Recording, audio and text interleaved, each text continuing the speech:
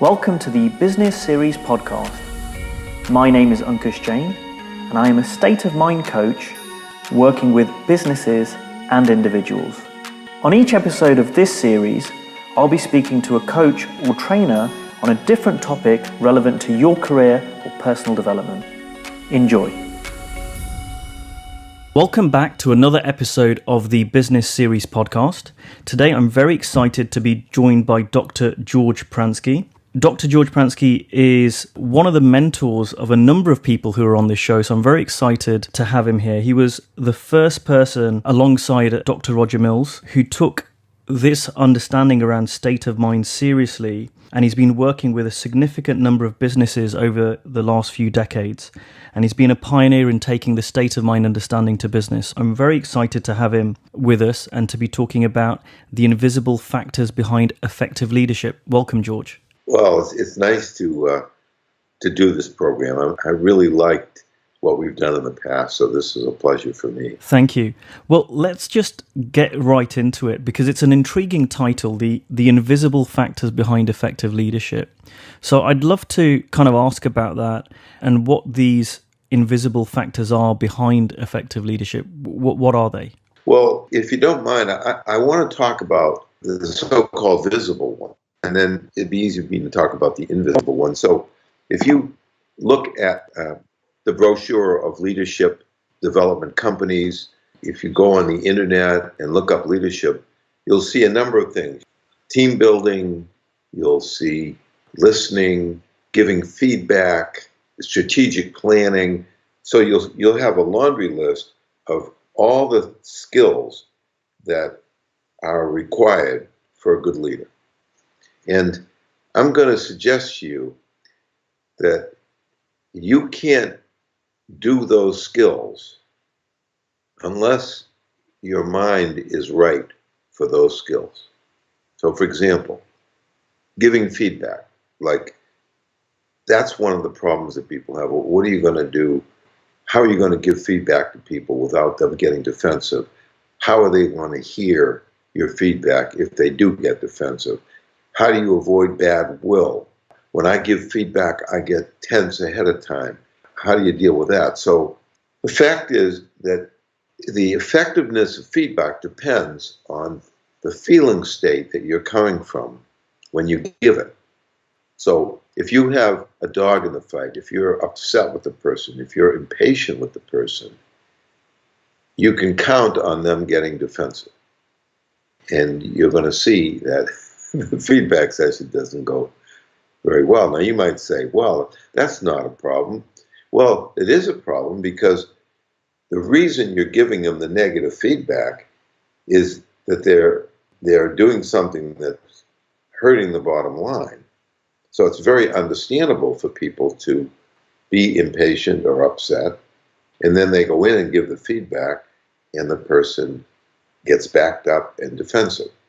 So the invisible factor behind effective feedback is the feeling state of the person that's giving the feedback when they're giving the feedback. Now, if their feeling state is good and they feel warmly towards the person they're talking to, and they're philosophical about the fact that people do need feedback and people do make mistakes and that's part of their job, it's, otherwise they would be like a busboy complaining about dishes. I mean, that's why they get the big bucks, is to give people direction. So if they have that warm feeling, they set the stage differently, they bring something different out in the person, and the person responds, listens better, benefits more from it, and leaves with goodwill. Now, the same thing could be said of strategic planning. The problem with strategic planning is you have to get back enough from your business to see a big picture. And that's something that happens inside your mind. It doesn't happen through reading, through discussion. People who have a leader who wants to have a vision for their company has to get into what we might call a reflective state where their mind is free. And when their mind is free and they don't have a bunch of fears and concerns and details. They can see a big picture. That's why consultants work. Consultants their heads aren't filled with the business and the concerns of the business and the outcomes and all this. So they have, you might say, a more circumspect view. Now, strategic planning requires a circumspect state of mind. And if you don't have it, you're not going to be able to do it. Okay? Another thing is the issue of managing people who are difficult and are, resistant. Okay? And they have all kinds of courses on that. That's the invisible factor behind that is the same as giving people feedback, is if you have a warm feeling and if you're compassionate of people's mistakes and their frailties, you will have an ongoing good rapport with the people. And with that good rapport, you'll be able to say and do what you want, and you'll be able to be as direct with them as you want, and you'll be able to listen to them and have conversations with them and get the truth out of the conversations. And it's not because you have techniques for dealing with them, but it's because of where you're coming from. Your humanity is front and center. And that's what allows you to have a successful relationship with the people. So everything that you're trying to do, behind it is the workings of the mind. What state of mind do you have? What's going on in your mind? And to simplify it, if you're off balance, everything's difficult leadership-wise. And if you're on balance, everything's easy. I'm going to give a metaphor that I think will be very helpful. When I was in private school, we would have lunch, and we'd have half an hour after lunch for recreation and relaxation. And a bunch of us would go to the gym and play basketball. But we were in our street shoes. So we would take our street shoes off and we would play in our socks. And we didn't have any traction. So it was much, much harder to do anything in basketball with your playing in socks. Now, one day, this very uncoordinated, non-athlete, little thin, frail guy, who everybody used to knock their books over, came into the gym and he had his sneakers on. And he was running circles around these varsity basketball players because he had this traction. Now, when people are in a healthy state of mind, when they're not insecure or upset, or when they have their emotional bearings, they will like that kid with sneakers on. Everything they try to do leadership-wise is easy. And when they lose their bearings and get insecure, even temporarily, they're like the rest of us playing in socks with no traction. What would you say to people who are listening to this and say, they might be thinking, well, that sounds very good in theory, George, but surely this is dependent on the industry you're in. Maybe this is just a leadership style. Because I know you've worked in lots of different industries and with lots of different leaders. So I'd love to hear you talk to that. Does this apply across the board with every kind of business, every industry, every kind of leader? It applies not only to every industry and every leader, but it applies to every aspect of life. This applies equally to your relationship with your wife. It applies equally to parenting. Parents that lose their bearings bring out a whole different behaviors in their children. And parents who can keep their bearings and have a warmth and an understanding feeling find parenting to be very easy. But no matter what the agency is and what the business is, whether a person is able to keep their bearings and stay in a healthy state of mind just depends on them and their understanding of how the mind works. So there's no such thing as a business or an industry that's inherently stressful. The stress has to be manufactured inside the mind of the person via their own thinking. Now, ironically, the companies and the industries that objectively would have the most stress, like brain surgeons, for example, have very little stress. And if you ask them why, they would say, I can't afford to lose my bearings. So that every company and every employee in every company, it's up to that employee as to whether they feel tense and tight or disheartened or disappointed. So the mental life of a person is dependent on what goes on in their mind.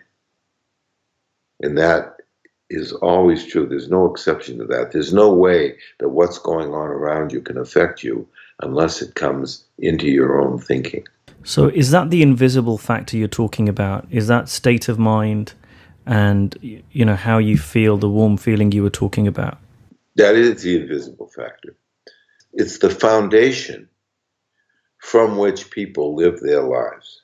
And using that analogy, if your foundation is sneakers and traction, you live a very different life than if your foundation is socks on a waxy floor. Now, the reason that I say it's invisible is because the world is oriented towards behaviors, what people do and what people say. And all the strategies are based on what behaviors should we do and what should we say. And that's what all the books are about. Even like the books on values, it's how should we act and what should we say. Now, what's invisible to all of us is the workings of the mind and the feeling states within people. But those are what's making the world happen the way it happens. The behaviors and what people say is after the fact. So if I'm a leader listening to this, and I might be thinking, how do I tap into that? I might have some view around, okay, when I'm in a good state of mind, I'm a better leader, and I listen better, and I can give feedback better. But they might not know how to tap into that state of mind for themselves. Well, the key to optimum state of mind is resilience. And the reason I say that is because everybody has mood swings. Life is a full contact sport. Business is a full contact sport. So you're going to take your lumps and you're going to take your bumps and you're going to take your bruises. What really matters is how you come back from that. How long does it last and how often does it happen that you lose your bearings? Everybody's going to lose their bearings sometimes. But as you understand how the mind works, the deeper you understand it, the more infrequently you'll lose your bearings and the quicker you'll get them back. Now, it's not difficult to understand how the mind works. Once you hear it and you look, you'll see, yes, that is how the mind works. And the way the mind works is that we are in continuous thinkers. We have continuous thoughts throughout life, continuous thought processes. Okay? And the thoughts are brought to life by what we call consciousness through the five senses, or more than five senses, through the senses. So the thoughts that we have will appear to be true. So if the market turns down, let's say the economy gets bad, and I'm a salesperson, and all of a sudden, instead of making 6 calls to make a sale, I have to make 12. The question is, what are my thoughts going to be? If I have thoughts of discouragement, I'll feel discouraged, my spirits will drop. And when my spirits drop, I won't present as well to my prospects. I'll look desperate to them. I'll look insecure to them. And they won't like that. They won't be inclined to listen to me or buy my product. So now it goes from making 12 calls to making 15 calls. Now, if that memory of that bad experience of losing sales, if that gets to me, I'm like a baseball player in a batting slump. My spirits go lower, my performance goes down, my spirits goes lower, my performance goes down, and there's a spiral. If a person understands that all this is happening inside their own thoughts, and the only reason their spirits continue to drop is because they're frightening themselves and thinking themselves down, and they see that it's 100% thought. It's not the economy. It's not their success rate. It's the thinking is directly related to the discouragement, and that's all that's happening. They will become resilient because thoughts are transient by nature, and their thoughts will turn around in a positive direction. And one company that we taught this to, we did company training, and we did it for the mental well-being of people because the company looked like it was going to go under. It was a sales company, and they were in a bad market. Later, one of the general managers, the owner of the company, told me that the company had become discouragement-proof, the salespeople. And they even said, I hope this bear market lasts for another 3 months because we can increase market share because we're making calls and our competitors aren't because they're sitting in bars discouraged. So any company, sales company, that's discouragement proof, that's resilient about discouragement, is going to be very successful no matter what they're selling. That's just an example. And I can imagine that would be an incredible trait for a leader to have if a leader was discouragement proof, because it would set the tone for everyone else they were working with. Absolutely. And not only would they set the tone, but they can gently remind their people that the problem is happening in their minds and that discouragement is a freestanding variable. It's not tied to anything. It's not tied to success. It's not tied to success rate. It's freestanding.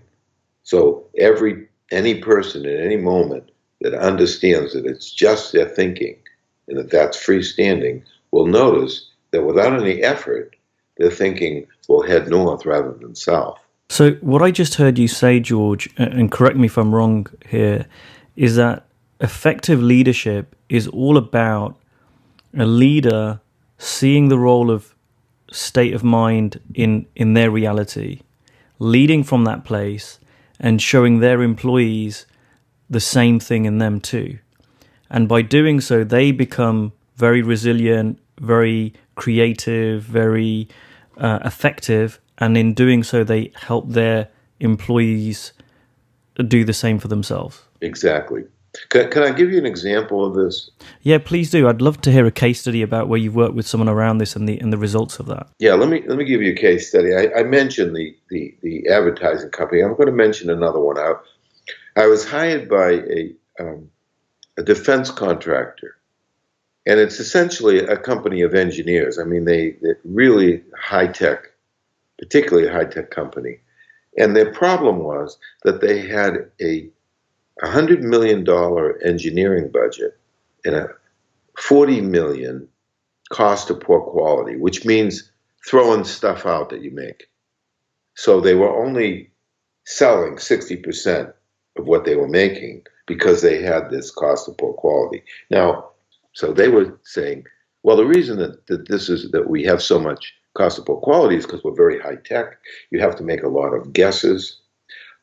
We have to bid on it, and it's tough to bid right, and when you bid wrong, you want to skip steps, and because you skip steps, you have cost of poor quality.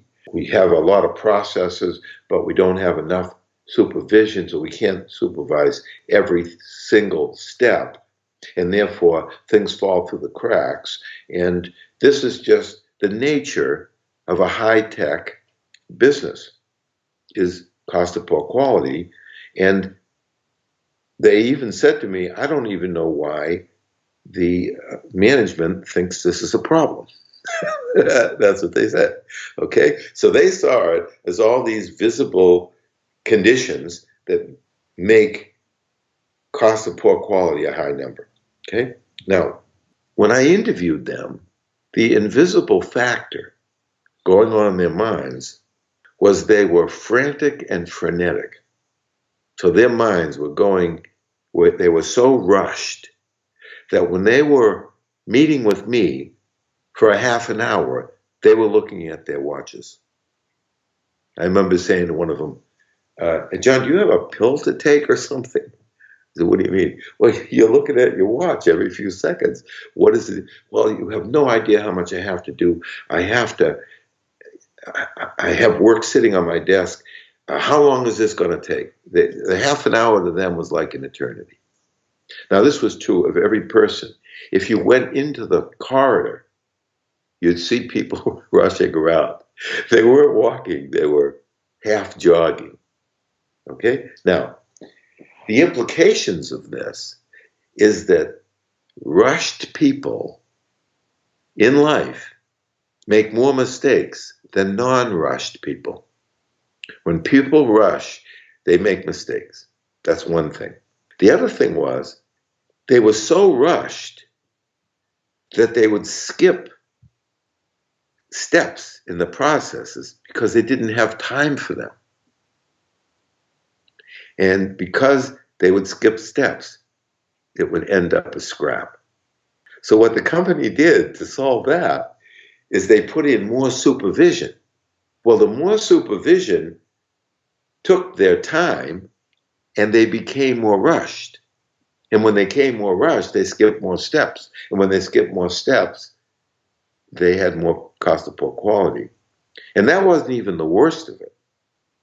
The worst of it, you know how I said earlier that they felt that a lot of the cost of poor quality is because their bids weren't right, bidding too little to do the job?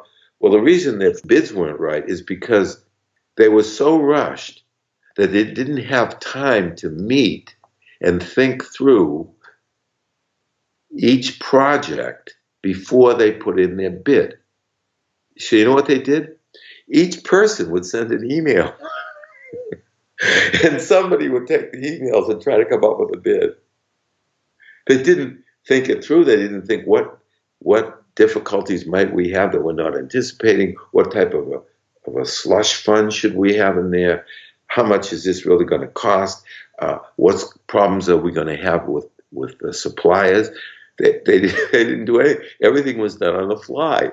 And to their amazement, the bids were either bid too much, in which case they lose the case, or they bid too little, in which case they would be up against the wheels, up against the blades, and their way they dealt with up against the blades was to rush.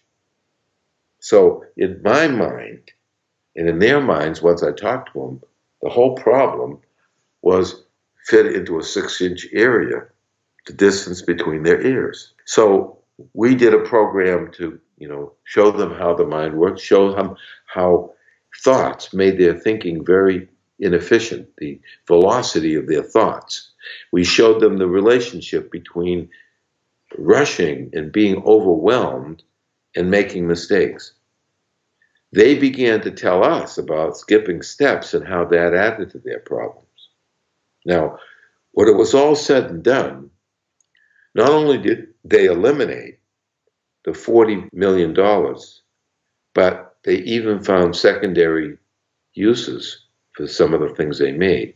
Originally, they would make it for one person for one time, but they found some secondary uses, so they had a zero cost of poor quality. They even had a plus a little bit because of those uses. Now, that factor of rushing, of what was going on in their mind, of being overwhelmed, they would have a meeting and people would walk out and they wouldn't even remember what was said in the meeting because they were distracted. That whole world of psychological functioning and feeling states was completely invisible to them. Once it was made visible, they on their own made adjustments because every human being is connected to the intelligence behind life. And that intelligence informed them how they could use their minds better, and it kept them at a sane pace. And that's why they had no future cost of poor quality. So it sounds like this was not only costing them, in terms of mental well-being, but it was a huge bottom line cost there that you've talked about. Now, you've worked in a lot of businesses. Would you say that was an uncommon business, or do you think that's something that's you see in a number of businesses that you've worked in? In my mind, state of mind, healthy psychological functioning, psychological fitness is another way I talk about it. Those things are synonyms. That, to me, is the last discriminator, the only competitive discriminator left, because the other ones have been used up. Like work ethic, right? I mean, every company has good work ethic. There's not that much difference between the work ethic in companies. Technology. Maybe you're ahead in technology, but I assure you that people are catching up as we speak. Credentials. People say, well, we'll get people with good credentials. Well, every company is looking for good credentials. You can't get better credentials in your company than other people. Incentives. Incentives was thought of. That's how you could improve your business. That's a competitive discriminator. It's not a competitive discriminator anymore, because the people who don't need the incentives are getting all the rewards. And the people who don't work as much, aren't as creative as they should be, don't even try to get the incentives, because they're competing with the people who are very good and much better than them and creative. So incentives is a wash. You see? So creativity is a discriminator, but until you understand where creativity comes from, it comes from the mind. It doesn't come from all from experience. It comes from the state of mind that you're in. So if you see state of mind as a competitive discriminator, you'll be able to see that it's even behind all the things that I mentioned. In other words, the traditional discriminators are all state of mind driven. Work ethic is state of mind driven. People don't have a poor work ethic because they don't care about the company. They do it because they struggle with bad feelings. They don't like discomfort, so they come off as lazy. Logical advantages come from a state of mind of creativity.